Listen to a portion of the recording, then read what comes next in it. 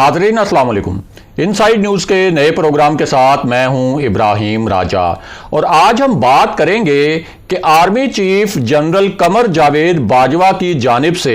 वज़ीर आज़म इमरान खान को फौजी परेड में शिरकत से रोकने के मुतल्लिक जो कुछ खबरें ख़ास हलकों में ज़ेरे गर्दिश हैं, इनके पीछे असल कहानी क्या है, मुबैना तौर पर मामलात ख़राब होने के पीछे असल किस्सा क्या है और इस पूरी सूरत हाल में वो दो किरदार कौन से हैं जिनके बारे में ये कहा जा रहा है कि इन दो किरदारों ने एक नया खेल बनाने की कोशिश की। हमारे जिन दोस्तों ने अब तक हमारे चैनल को सब्सक्राइब नहीं किया, उनसे हम कहेंगे कि हमारे चैनल को सब्सक्राइब कर लें ताकि उन्हें अहम मालूमात बर वक्त मिलती रहें। अब वापस आते हैं आज के मौजू पर, यानी कुछ खास हलकों में ये इतलात या ये खबरें क्यों गर्दिश कर रही हैं कि जनरल बाजवा ने वज़ीर आज़म इमरान खान को 25 मार्च वाली जो फौजी परेड थी, जो पहले 23 मार्च को होनी थी,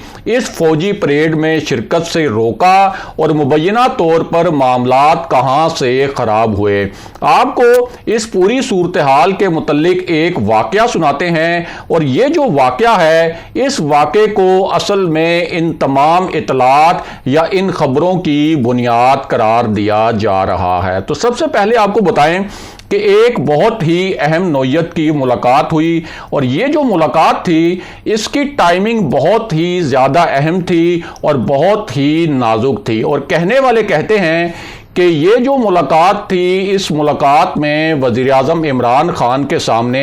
एक ऐसी तजवीज़ रखी गई जिस तजवीज़ को वो पहले मानने से इनकार करते रहे या इस तजवीज़ पर अमल दरामद के लिए वो टाइम बाय करते रहे। यानी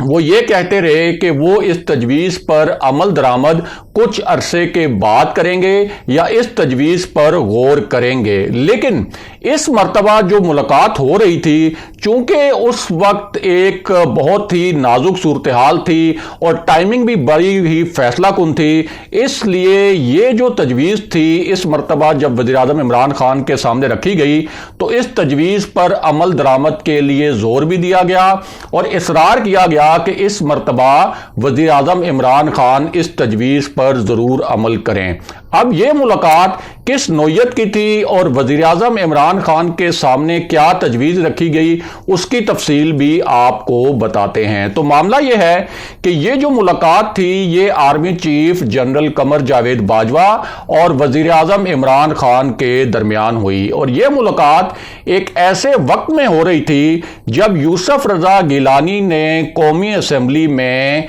हफीज शेख को एक अपसेट शिकस्त दी और वज़ीर आज़म इमरान खान इस पूरे मामले पर बहुत ज़्यादा परेशान भी थे और किसी हद तक नाराज़ भी थे। और उनकी नाराज़गी की वजह यह थी कि वज़ीर आज़म इमरान खान को जो सिविल एजेंसीज रिपोर्ट करती हैं और जो फौजी एजेंसीज रिपोर्ट करती हैं, उन तमाम रिपोर्ट्स में यह बताया गया था कि यूसुफ रज़ा गिलानी की हार यकीनी है जबकि हफीज शेख की जीत यकीनी है। लेकिन जब नतीजा आया और यूसुफ रज़ा गिलानी कौमी असम्बली से सेनेट की नशिस्त जीत गए, यानी वो कौमी असम्बली जो किसी वज़ीर आज़म को बनाने का अख्तियार भी रखती है और किसी वज़ीर आज़म को हटाने का अख्तियार भी रखती है, तो ये मामला वज़ीर आज़म इमरान खान के लिए बहुत ही परेशान कुन था। अब खुद हुकूमती ज़राए के मुताबिक जब यूसुफ रज़ा गिलानी ने बड़े ही सरप्राइजिंग वे में ये सीट जीती, तो उसके बाद वज़ीर आज़म इमरान खान ने 2-3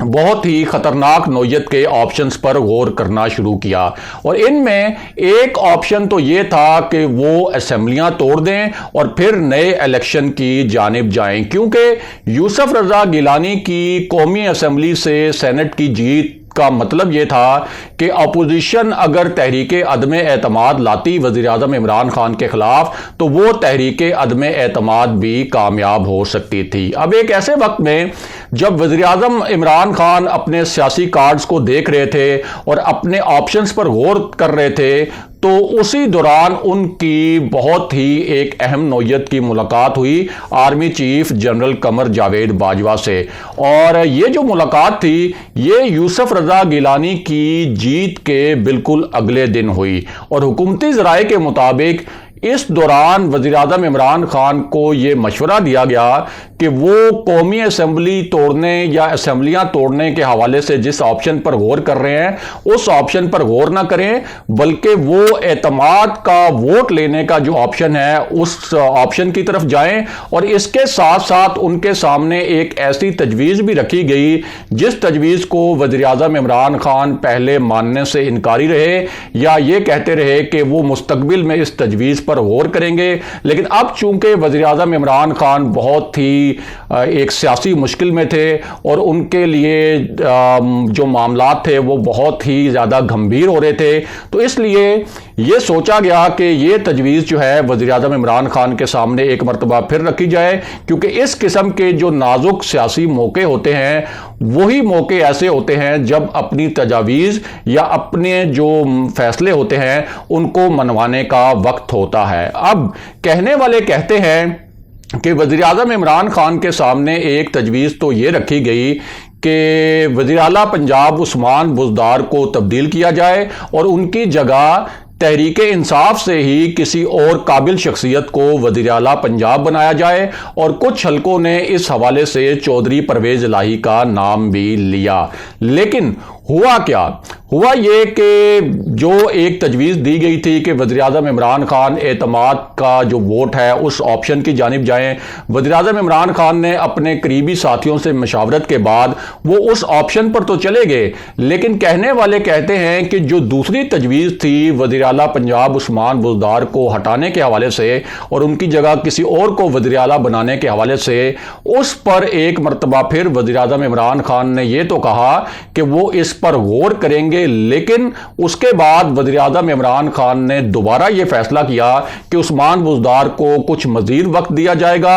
اور انہوں نے جو اہم حلقے ہیں ان کو یہ پیغام پہنچایا کہ وقت کے ساتھ عثمان بزدار پرفارم کر کے دکھائیں گے اور ان کی جو پرفارمنس ہے وہ نظر بھی آئے گی۔ اب یہاں اہم بات یہ ہے کہ جاننے والے جانتے ہیں، جو صحافی اسلام آباد میں صحافت کرتے ہیں وہ بھی جانتے ہیں، اور جو سیاسی حلقے ہیں باخبر وہ بھی جانتے ہیں کہ طاقتور حلقوں کے ہمیشہ سے یہ تحفظات رہے ہیں کہ عثمان بزدار جو ہیں وہ پنجاب میں جس طرح سے ایک وزیر اعلیٰ کی پرفارمنس ہونی چاہیے وہ اس طرح سے پرفارم نہیں کر پا رہے، اور آگے بھی ان سے کوئی توقع نہیں ہے کہ وہ اس طرح کی کوئی پرفارمنس دے پائیں گے، اور خود پی ٹی آئی کے کئی وزراء ایسے ہیں جو عثمان بزدار کے خلاف لابنگ کرتے رہے، اور ان کا بھی یہی خیال ہے کہ عثمان بزدار جو ہیں وہ نہ صرف پنجاب میں ایک جو بد انتظامی ہے اس کے ذمہ دار ہیں، بلکہ تحریک انصاف کے لیے بھی وہ بہت مشکلات کھڑی کریں گے اگلے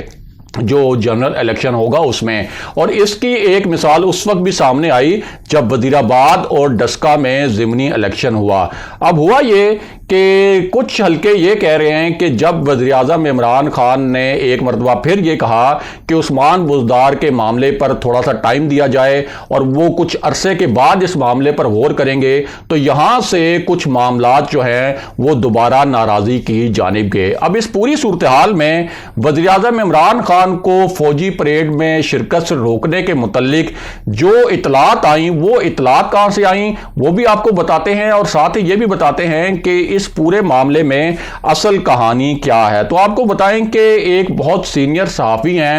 اور بہت شورا آفاق کالمز لکھتے رہے، بہت عرصے سے صحافت کر رہے ہیں، بہت باخبر صحافی مانا جاتا ہے، انہوں نے یہ دعویٰ کیا کہ وزیر اعظم عمران خان چونکہ ان سے یہ